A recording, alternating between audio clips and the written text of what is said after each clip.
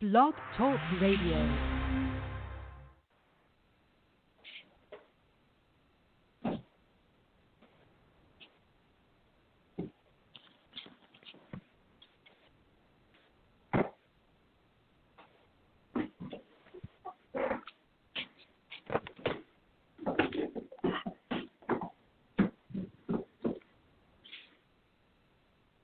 Era noaptea târziu. It was very late at night. Stăteam pe o piatră afară. I was sitting outside on a rock. Lui Stan i-am arătat piatra că nu a fost la mine. As Stan said, I showed him the rock when he came to my home. Acolo stam și mă gândeam ce-am făcut eu. And I was just thinking, what did I do? Plângeam să nu mă vadă familia. I was crying so my family wouldn't see me. Deodată am văzut că vine o lumină spre mine. And all of a sudden I saw a light coming towards me. Când am văzut lumina, am crezut că e o mașină. When I saw the light, I thought it was a car. În Italia și în România m-au urmărit cu mașina să mă omoare. Because in Romania and in Italy, they always try to run me over with cars. Că au venit după mine și aici. So I thought they found me here too.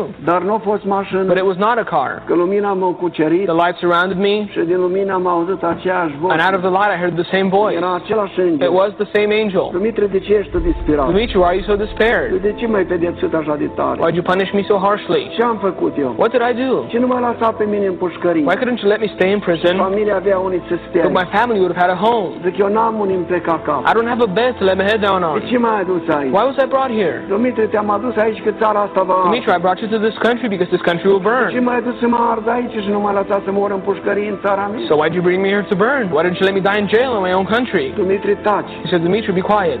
Urcă-te lângă mine. Get beside me.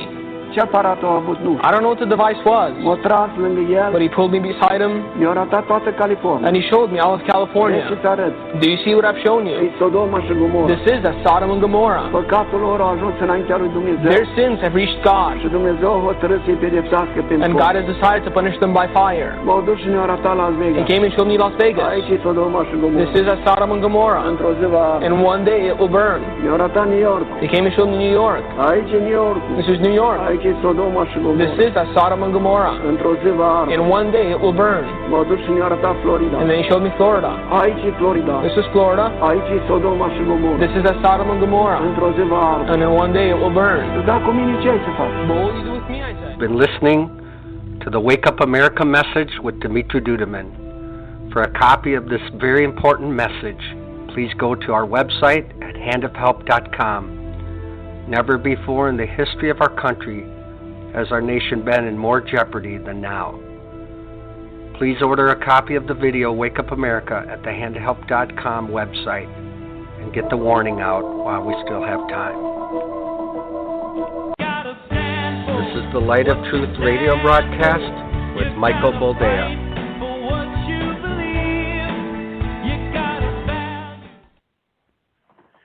Welcome to the program, and thank you for joining us. This is the Light of Truth radio broadcast. I am your host, Michael Boldea. And once again, although we are not live, we are so close to live, we might as well be. Today is May, and we're already into May. So today is May the 7th, the year of our Lord 2020. What was supposed to be a 2-week lockdown to flatten the curve. Remember that? Let's go back into the way back machine of March? And remind ourselves what we were told repeatedly. This is not about stamping out the virus. This is about flattening the curve because we don't want to overwhelm hospitals. That was the big issue. We had giant ships that docked in New York, that docked in California. We were ready, baby. And then the ships went home. All the mobile hospitals shut up. Right now, there's nurses and doctors being furloughed because all elective procedures were put on hold. But also because they've ramped up fear about this thing so much that people with legitimate issues, people with legitimate ailments are staying home because they believe the virus to be worse than a minor stroke. That's kind of scary to me. There's people, just grinning and bearing it. There's people rubbing dirt on it. instead of going to the hospital because they're afraid they're going to catch the deadliest disease known to man. At least that's what the nightly news makes it out to be. So, I like to be a realist. I'm not an optimist by any means. I don't think that just by being an optimistic person, the world becomes rosier. But I'm a realist, and the reality is this. Mortality rate is under 1%. Some people say that survival rate is 99.7. So between staying home, having had a stroke and not feeling the right side of your face, or going to the hospital and risking contracting the virus, my suggestion to you is go to the hospital, because it's no fun not being able to feel half your face.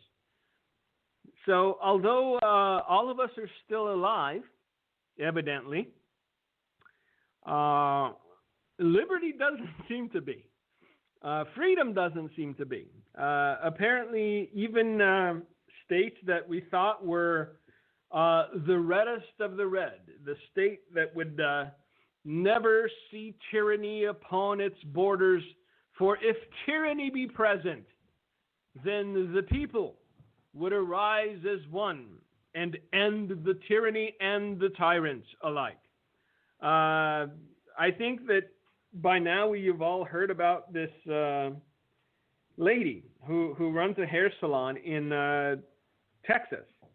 That's right, Texas. We're not talking San Francisco. We're not talking California. We're not talking New Hampshire. We're not even talking New Jersey. This is the great state of Texas. This is the same state that I was contemplating moving to a few weeks ago, because they had declared that they were going to open up. Well, in the great state of Texas, there's a lady who ran a hair salon, or runs a hair salon, and she was sentenced to 7 days in jail. Why, you ask? Because she refused to apologize. And I read the transcript of this, and if we have time, we might just get into it, because it's not the fact that she got 7 days in jail that was off-putting to me on a very basic level. It was what the judge said pre-sentencing, because it was very reminiscent of what the communists used to do back in the day. They'd get you into a room, and all you have to do is say you're sorry.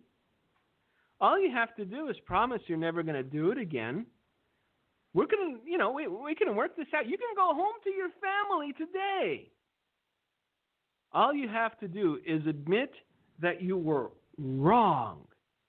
And to her credit, this lady just says, it's not wrong to want to feed my kids. I'm sorry. And it's not. And if we live in the country we say we live in, then liberty ought to be the thing that we guard and treasure most.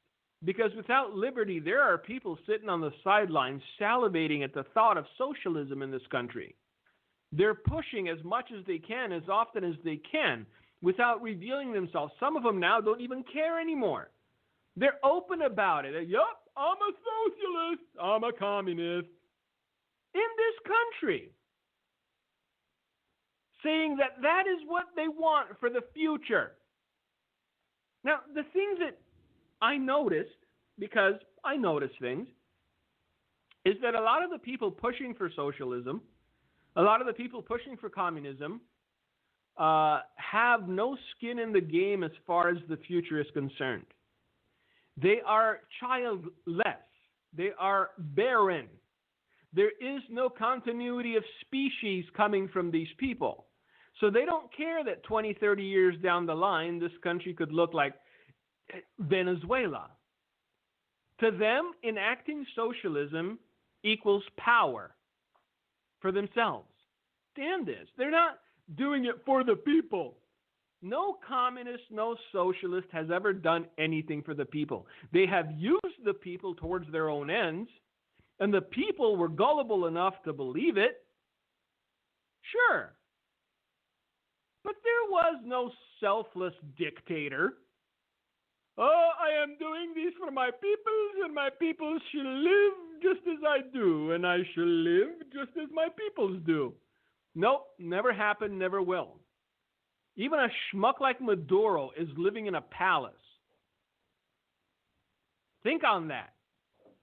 Masticate upon it. Ceausescu, again, was a cobbler by trade. Lived in a palace while people starved to death, while people were taken to camps, while people were sentenced to prison for doing nothing more egregious than having a Bible or disagreeing with the system. Understand that we are seeing that happening in this country in a state like Texas.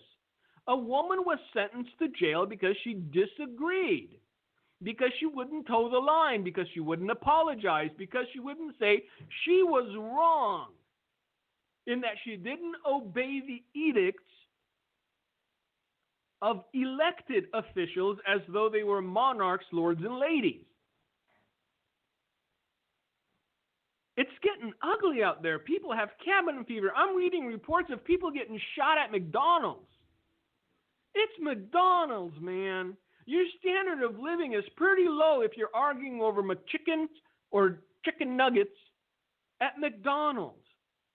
But this was the latest news. Three employees at McDonald's wounded by somebody who wasn't happy about the menu change, because apparently the menu is restricted, it's limited.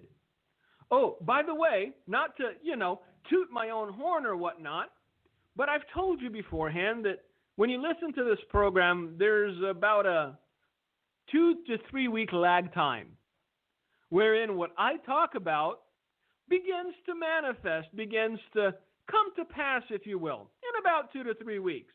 Now, 2 weeks ago, we talked about meat shortages. We talked about how people being people and overreacting are going to empty out the stores. The meat packing plants will be, closed. And even if they don't eat that chicken, because summer's coming, it's not staying. Unless you're making chicken jerky, it's going to spoil. But people are buying more than they need because fear is a horrible thing, but a great motivator to get you to do certain things. So now, meat prices have shot through the roof, even though, who was it? Azar said that all meat packing and meat processing plants would be up and running within 7 days. But see, the news isn't reporting that. What the news continues to report is that all employees at every meat packing plant within these United States and all employees in every meat processing plant within these United States have fallen ill and died. That's the crux of what they're trying to put forth. How are we going to train new staff when everybody's dead? No, not everybody's dead. They shut down because they were myopic. Now they're going to be open up. There's plenty of cattle. There's plenty of pigs. There's plenty of chickens. It's just that there's no one to butcher them. And the girly men with the man buns and the, thong sandals with the coexist sticker on their Prius, they'd have to get real hungry to butcher a chicken, wouldn't they? We don't need no farmers. We get what we need at the store. Well, apparently you need farmers, and you need truckers, and you need all these people that you've been despising for these many years. All these folks in flyover country, as some people like to call it, all these folks in, the dairy state, the meat state, chicken state, poultry state, isn't Tyson in Indiana? So all the people that you looked your noses down on 24/7, all the people you disrespected and discredited and called all manner of names, right now, if you happen to be living in California, or if you happen to be living in the slums of New York, because right now it's all a slum, guess what, kitty? You're dependent on those people that you look down on for your sustenance. If the truckers stop a trucking, and if the farmers stop a farming, and if the pig growers stop growing pig, and the chicken growers stop growing chicken, guess what happens to you in a city of 8 million with nothing in the store? See, because, again, perspective. Everybody looks down on flyover country.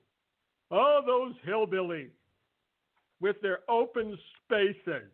Oh, those hillbillies with their gardens and their chicken coops. They shall never know the joys of smelling human urine walking down the street like downtown Chicago. No, they won't. Isn't it amazing? I went outside this morning at 5:30 a.m. to see the sunrise, and there were birds chirping in the trees. And guess what? If I need me some beef, I've got about 3 to 4 farmers in my phone who butcher their own cattle and sell their own beef, and it's all farm-grown and organic and grass-fed and yummy in my tummy. Same goes for eggs and same goes for chickens. But yes, all the people in New York who have to hopscotch over fecal matter, and not doggy fecal matter, no, it's human. It's from peoples. It's the poo-poo from peoples.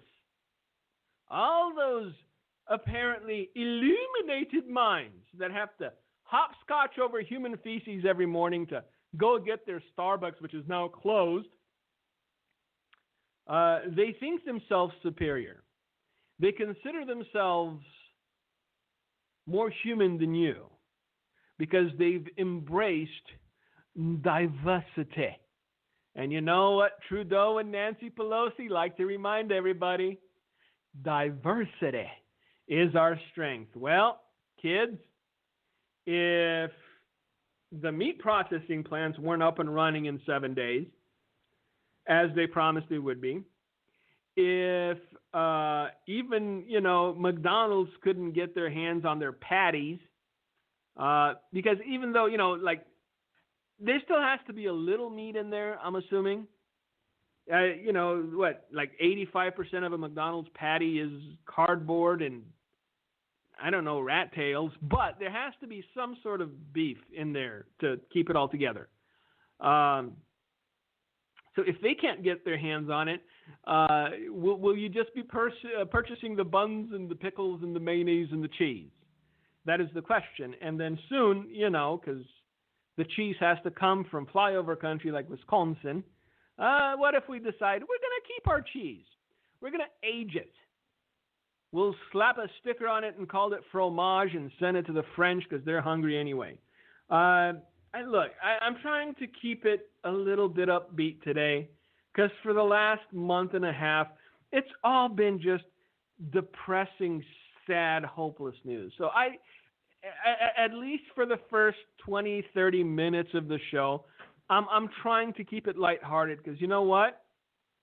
If we're going to get into the meat and potatoes, something that I have in my fridge and in my pantry because I live in flyover country. If we get into the meat and potatoes of it, there's not much to smile about. I think that one of the most egregious things that will become the focus once this is in the rear view, and people are already realizing it. Look, they're trying to keep the fear at a maximum, and they're failing because people are realizing that this thing is not nearly as bad as they said it would be, and that if you're not over 85 and have heart murmurs, you're very likely to survive it even if you catch it. Now, starvation, another thing completely. One thing that we talked about a couple of weeks ago that I said you would be shocked when the statistics started rolling in was the psychological effects that this would have on people. Because we're living in a country, and it's not just this country, everywhere in the world, people either self-medicate or they get prescriptions to medicate. Because everybody has no reason to be unhappy but think they are. And so they're popping pills left and right to stay afloat mentally. And when something like this happens, the entire world they've constructed for themselves begins to crumble, and some people react with great finality, if you will. I saw this article this morning as I was hearing the birds chirping in flyover country. And no one was chasing the birds or the squirrels trying to eat them. But if the truckers and the farmers don't bring you your stuff, if you live in California and if you live in New York, you're probably going to start to learn how to hunt squirrel. They say it tastes like chicken. Don't know. Haven't tried. Let me know. I saw this morning, and it made me sad because anybody with half a brain and the ability to be objective and the ability to do a little deductive reasoning could see it coming from a mile away. The rise in the suicide rate caused by lockdowns in Australia is predicted to exceed deaths from the Wuhan coronavirus by a factor of 10. The Australian reported Thursday, which is today. So let me read that first sentence again so that it sinks in. Because I understand right now, in these United States, even suicides are, death by COVID. But eventually, that's going to have to end because not everybody who's dying in America is dying of this virus. Apparently, no one's dying of heart disease anymore. No one's dying of the flu. No one's dying of car accidents. Nobody's dying of anything else. Hey, Roger got shot in the face. And what did he die of? Coronavirus. So we can't keep doing this to ourselves. But the reason they keep reporting the numbers the way they have been is to keep the fear stoked. Because if people are still afraid, they're still going to be afraid to go outside. They're still going to be afraid to go to the store. They're going to be afraid to go out for ice cream. They're going to be afraid. They're still going to be shut-ins even if everything opens up. And this is the long play. This is the reason they're doing what they're doing. This is the reason they're pumping the fear nonstop.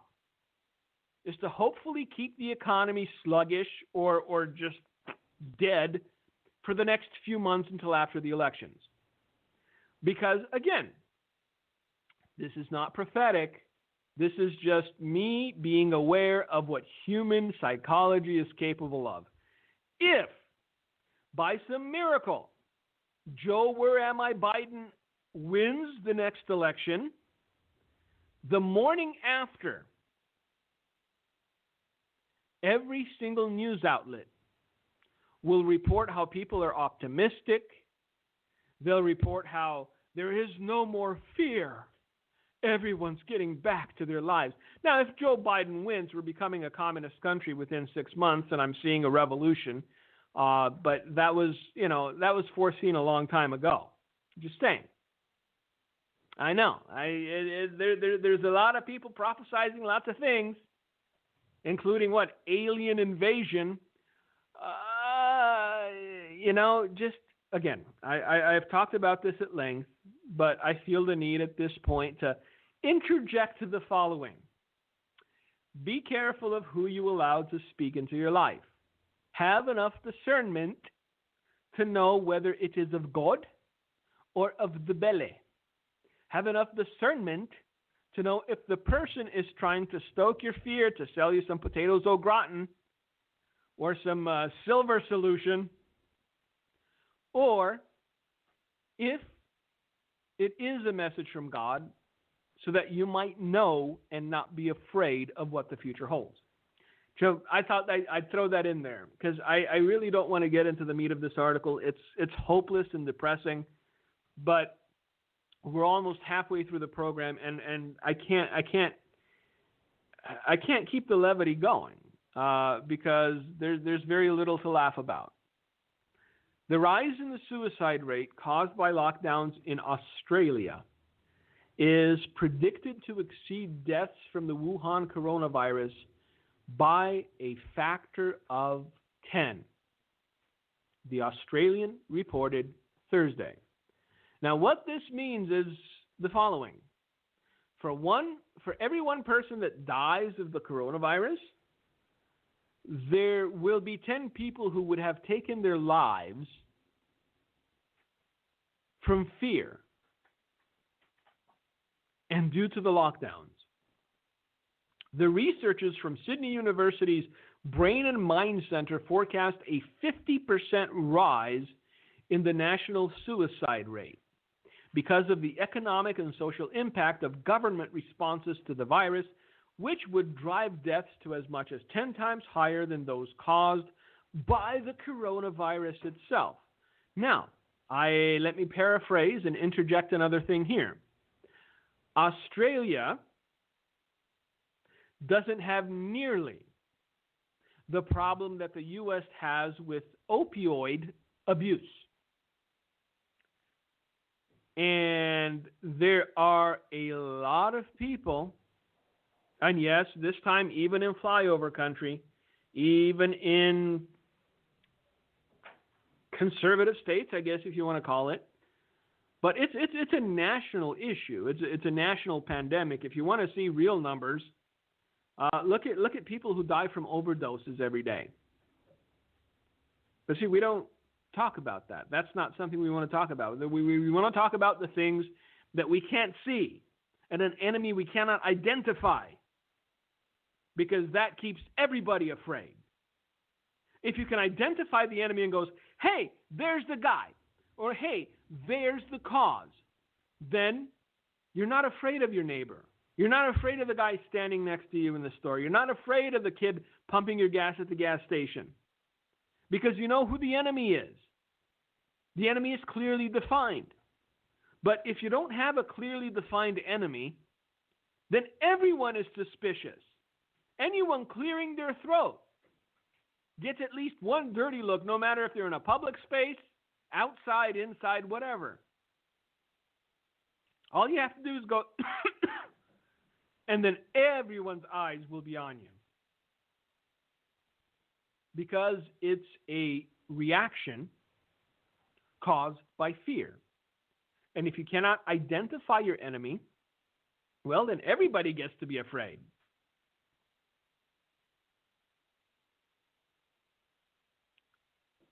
Already this year, global deaths by suicide are significantly higher than those contributed to the coronavirus. So let's delve into some numbers, shall we? For those that still think this is the worst thing ever. It's not. It's not the worst thing ever. But when you start seeing people literally starving, when food banks begin to run out of food, when beef prices are $25 for a pound of just, fat, then you'll understand what real bad is. Because comparatively speaking, you'll understand that there's a lot worse things out there than coronavirus. Already this year, global deaths by suicide are significantly higher than those attributed to the coronavirus.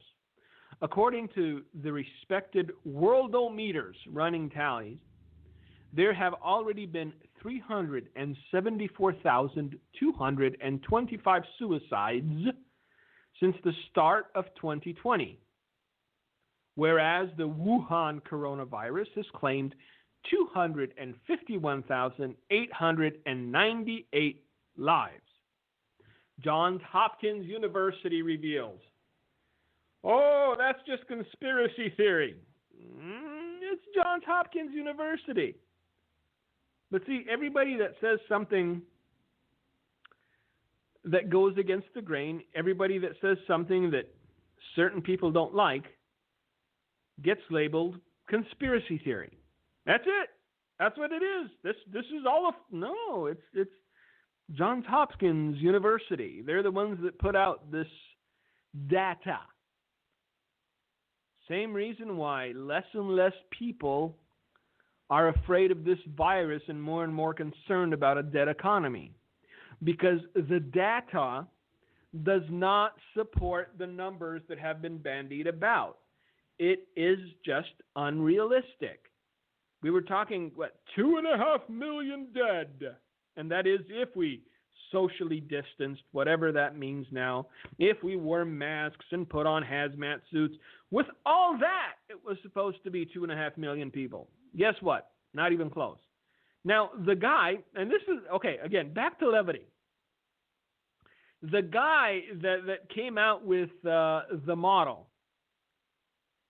insisting that 2.5 million people were going to die.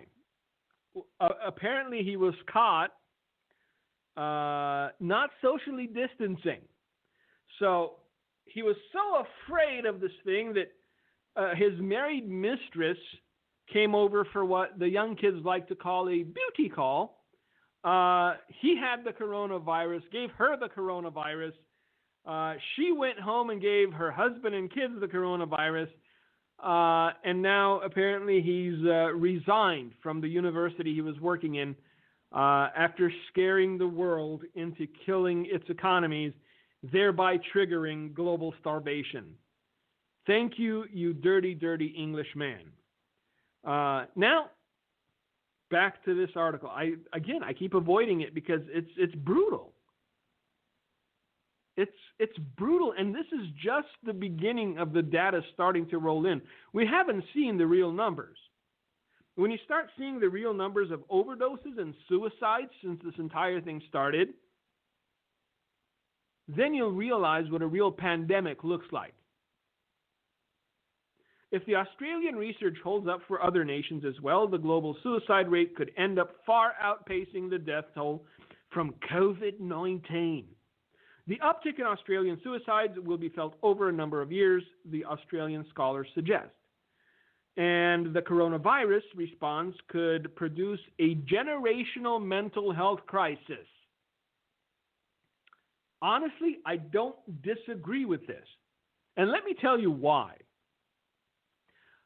This past Sunday, the ice cream shop in town opened for the first time in forever. And the way my kids reacted to being put in the car and actually taken somewhere was endearing and troubling all at the same time. I was a little concerned. I haven't taken them to the store. I haven't taken them anywhere since this whole thing started. Not because I'm afraid. Because I don't want to explain to a 2-year-old and a 5-year-old why fully grown adults are wearing masks. That's the reason.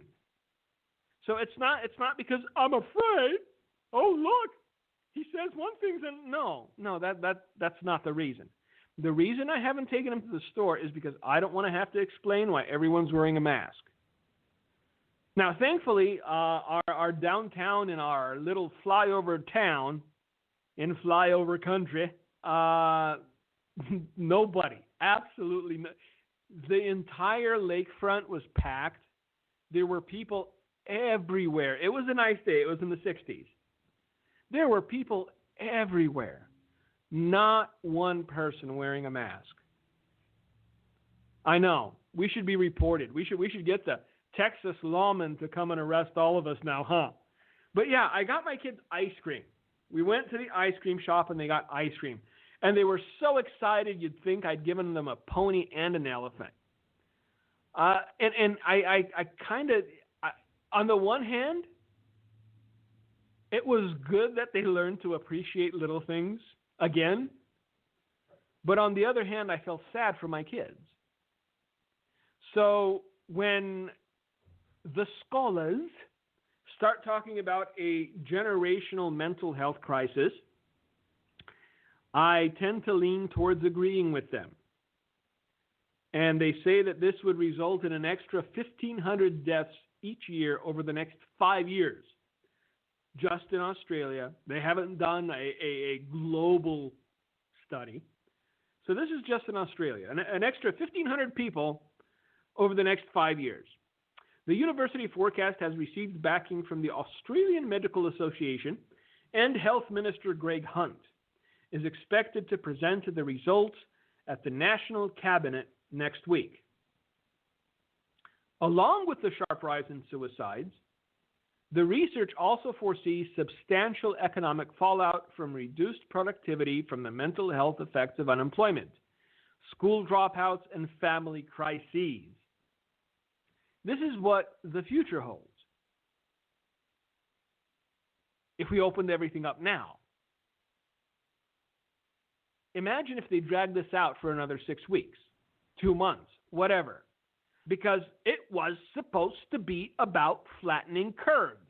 The curve has been flattened, and still people are on lockdown, and still people are getting arrested, and still, where was it? New Jersey.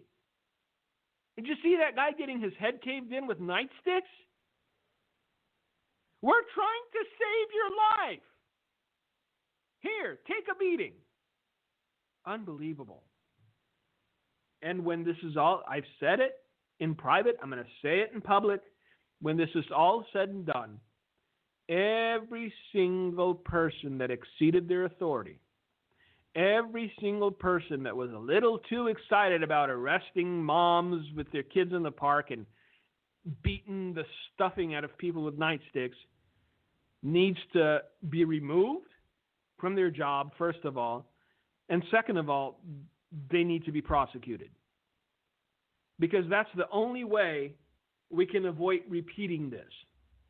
This will be a blemish on the history of this nation. The way certain people reacted to this will be a blemish on the history of this nation.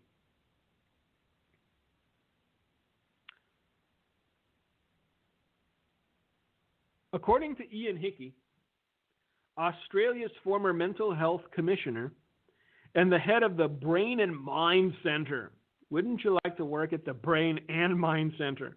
The annual rate of suicide could rise from 3,000 up to 4,500, with youth suicides making up nearly half that figure. We are facing a situation where between an extra 750 and 1,500 suicides may occur annually. This is in addition to the 3,000 plus lives that are lost to suicide already every year, Professor Hickey said. Deaths from mental health issues are just the tip of the iceberg in terms of the long-term health impacts from the lockdowns. However, leading some observers to propose that locking down whole populations in the hope of flattening the curve was a catastrophic error, perhaps the worst policy mistake ever committed by Western government during peacetime. Because they were making decisions based on forecasts. They were making decisions based on models. And the models were saying something truly horrific. 8% of this nation dead. 2.5 million people is what they projected if we did everything right. If we socially distanced, if we stayed home and learned to braid our own hair, if we only saw the sun once every 16 weeks, something along those lines. If we did everything right, it would be 2.5 million people. We're not going to get anywhere near that. So seeing as the models were wrong, perhaps our reaction should change. Our reaction should be modified. What do you think? I know, oh, you hate old people and you want to see them dead. No, but I love my kids and I want to see them fed. So there needs to be a balance. We need to strike a balance. Because if we can't strike a balance, it's going to get uglier and uglier. And that's putting it mildly. Well, since it is Thursday, guess what? Unemployment claims came out. And they fell. I know. Are you excited? I'm excited. Unemployment claims fell. You want to hear to what? 3.169 million. That brings new unemployment claims a proxy for layoffs since the coronavirus pandemic began to claim jobs around 33.5 million people. Apparently last week, or the week of March 28th, no, it wasn't last week. March 28th was the biggest claim hit on record, which was 6.87 million. But another 3.2 million people almost out of jobs is no easy thing to accept. And yet there are still those who are adamant that until there is a vaccine, and by the way, don't even get me started on the vaccine thing. I know. Believe me, I know. Until there is a vaccine, we can't get back to normal. Well, then we're all going to starve. Especially all y'all folk out, on the coasts, if you will. Sure, movie stars and actors and whatnot aren't going to starve. They have their mansions and they have their fences and they have their $24,000 side-by-side freezers. Like Nancy. Nancy has her ice cream, so she's not going to starve. But what the rich folk and the politicians and those who think they will not be affected by this seem not to take into account is that they are a very small minority. And those who will be hungry are a very large majority. If you want to know what happens when people snap, if you want to know what happens when people reach their breaking point, Google videos of Romanian palaces getting overrun by its citizens back in '89. They jumped the fences. They beat down the guards. They beat down the door. And they went through the whole place. Now, Ceausescu had already fled. But that didn't stop them from ransacking everything. And you know what? Sure, there are a handful of movie stars and moguls, and I honestly, I don't think Nancy rises to the level. I think you have to have billionaire next to your name to be able to fly off to New Zealand or some such. Most of the people insisting that, oh, hush, it's not so bad, just stay home and order Uber Eats, they're going to be there when all the hungry, unwashed masses break down their door. They would not have fled to New Zealand. They would not have fled to their fallout shelter. Just a thought. Especially for those that keep beating this drum. No, we have to stay shut down at least another month. No, we don't. If you look at the cold data, if you look at the numbers, if you look at the fact that this thing has a 99.7% survivability rate, well, it doesn't warrant this reaction. It doesn't warrant shutting down an entire economy, putting 30-odd million people on unemployment, and jailing business owners, putting them in jail. Oh, by the way, just as an aside, In the county where this hairdresser had her business, there were less than 20 virus deaths in the entire county. Do you want to know how many people tested positive in the jail where she was put in? 270 some odd people. So they took this woman and they put her in a place where 270 odd people were confirmed to have the virus because she opened her business in a county where less than 20 people died from it. And again, I am very, very skeptical that every death that says corona really is corona, because all the other causes of death have magically shrunk to nothing. Now, there are bright spots. There are certain people standing up, and God bless them. There's a sheriff in Riverside County, and I read this article because Riverside County was very close to where we used to live. We used to live in Orange County. And Riverside County Chad Bianco, he's the sheriff, reaffirmed his stance on not enforcing stringent stay-at-home orders, telling the Riverside County Board of Supervisors this week that he refuses to make criminals out of business owners, single moms, and otherwise healthy individuals for exercising their constitutional rights. You got to give the man a hand. Concise, to the point, and true.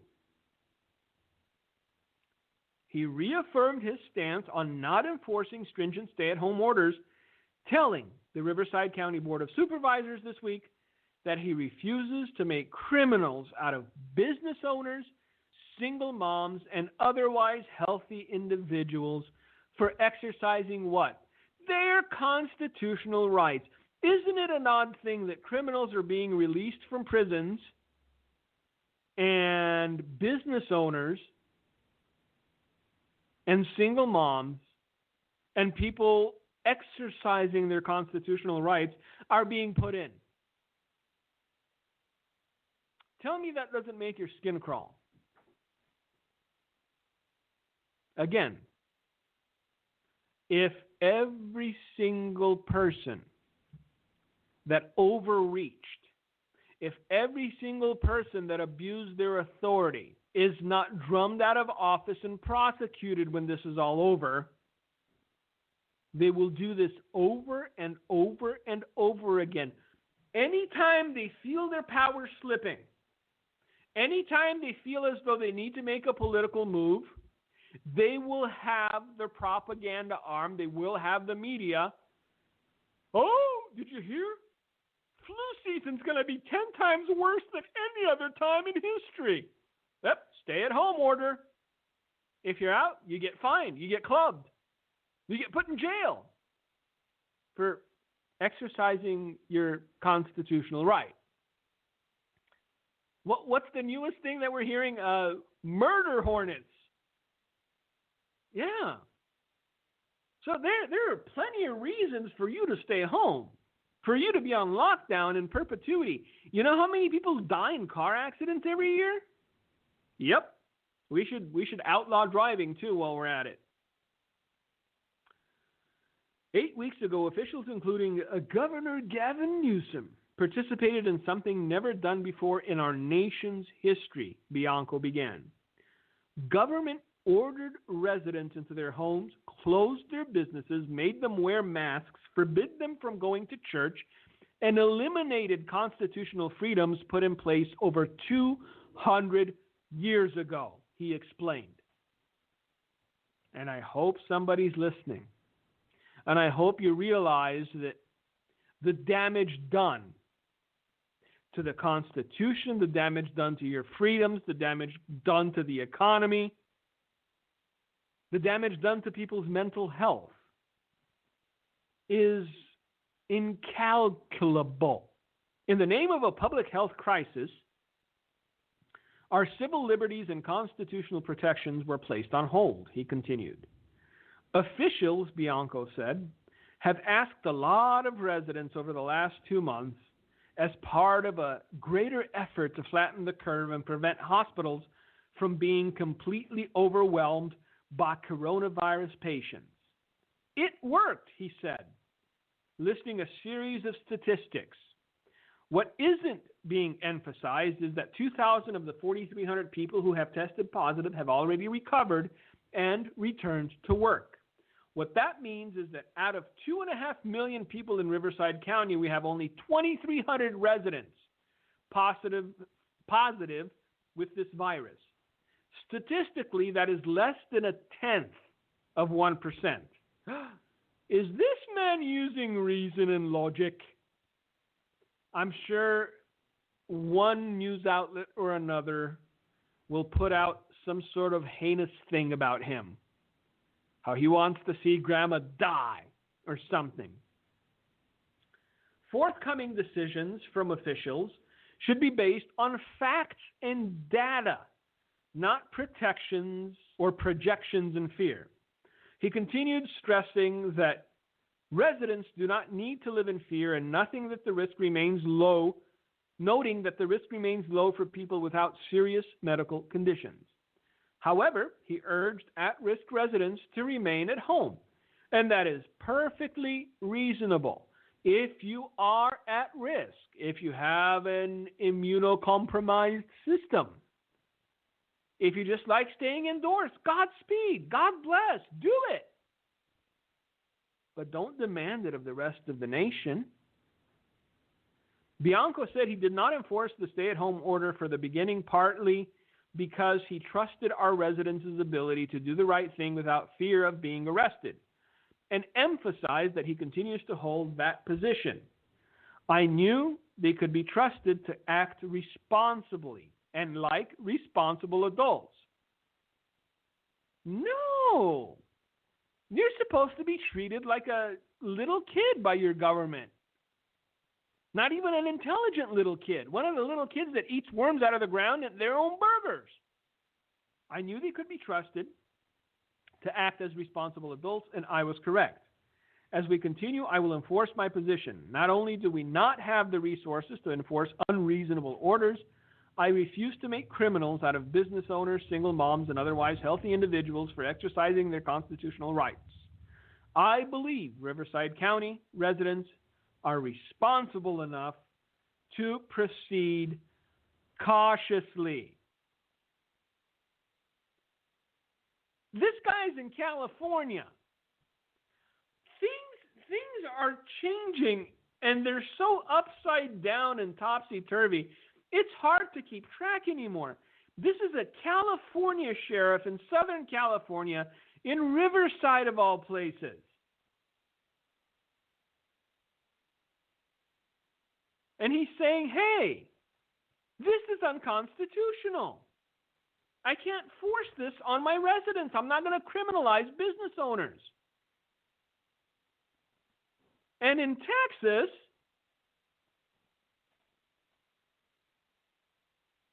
they're jailing women for daring to open their business. And the amazing thing about this particular woman is that when she was asked to apologize for being selfish, her response was perfect. She said, I'm not going to apologize for wanting to feed my kids. Nor should she.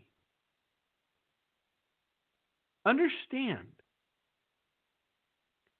that the longer this gets dragged out, the worse it's going to get, because these people feel as though they have a license to abuse their fellow man. They will feel as though they have license to act the way they're acting. If you have the time, I would encourage you to go and read this transcript between what the judge said and what this woman said. Because the words of that judge were absolutely terrifying. Just do what we say, and everything will be okay. I don't know how many people could have stood up to that.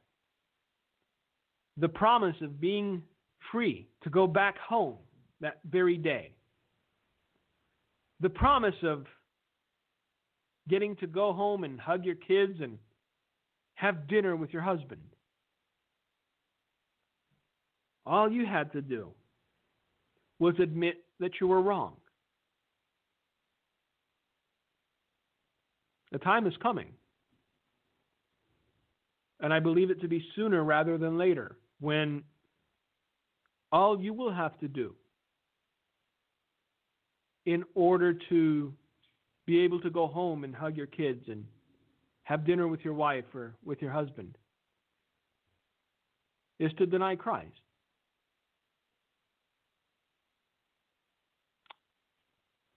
Will you have the strength to stand? Because, see, this is bigger than just a salon owner in Texas. This is foreshadowing what is to come upon the earth. So I leave you with that. No more levity for today. But I thank you for your prayers. Thank you for listening. Thank you for your comments. Thank you for your encouragements. And until next week, may God bless you and keep you. Gino, if you've got anything to say, it's all yours. Thank you, Mike. I would urge people to check out our website. It seems like more of you are definitely going there, handofhelp.com. And please read the dreams and visions given to Dimitri Duduman and Michael Boldea. Many of them have very significant meaning today. I've been going through them. I think you should also consider reading the book Through the Fire Without Burning, Dimitri's testimony. And we do carry dreams and visions in booklet form. So we are seeing an uptick in people ordering because I think they see on the horizon big trouble coming. And maybe, as Mike said, this may not be the big event that God said is coming to America, but it's a precursor of what's coming to the whole world. And it's a precursor to what's coming to the United States. When they start arresting people, good people, we're not talking vagrants and bums and drunkards and drug addicts. We're talking business owners that are trying to pay their payroll. You know, we are headed at some form of civil insurrection. And Duduman talked about civil war starting in the middle of the country. And we also see Russia and China somewhat in a, not Russia and China, but America and China in a form of he said, she said. He did this, we did, you know, with the whole coronavirus, where did it develop from? And all of this is leading to big trouble ahead. So please check out handofhelp.com, our information, our books, our materials. Thank you for listening to The Light of Truth. Thank you for listening to today's broadcast, The Light of Truth, with Michael Boldea. If you would like to order a copy of today's broadcast, please visit our website at handofhelp.com. If you have questions about our ministry, you can email us at handofhelpoffice@aol.com or simply call us at 920-206-9910. God bless you.